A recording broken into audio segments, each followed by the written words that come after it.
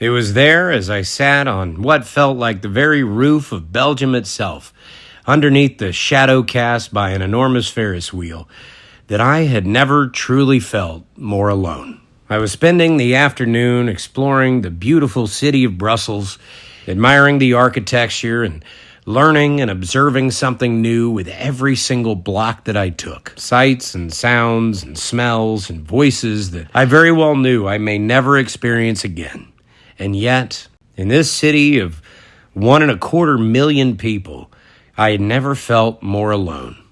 Not long after I had arrived, I had been abandoned, a continent away from my closest friends and in a country where I didn't know a single soul. Didn't even speak the primary language. It had been in Paris when I first had read the signs, but it was there in Brussels that it was finally confirmed.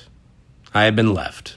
I was all at once heartbroken and incredibly distant, both in body and mind, tracing with my steps the relics of an empire and a city that promised 1,000 years of progress to come, with feelings so deep and yet so insignificant in the very blip of what human beings consider the concept of time itself. The places that surrounded me had no doubt seen generations, untold lifetimes of joy and heartbreak and romance and loss. And even as my mind pulled away from everything that I had known back home, I retreated myself into that fathomless ocean of ennui. I somehow knew that even as man first laid eyes on this place, they had walked these lands, they had been born, they had lived entire lives feeling these exact emotions, living these same joys and heartbreaks, and then passing away, so unique in their experience,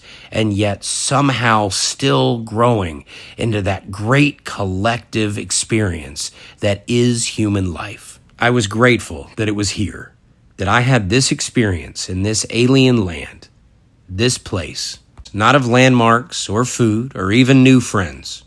No souvenirs that I took home with me, but rather what I left here, this story, my recollection of heartbreak and joy and beauty in the city of Brussels.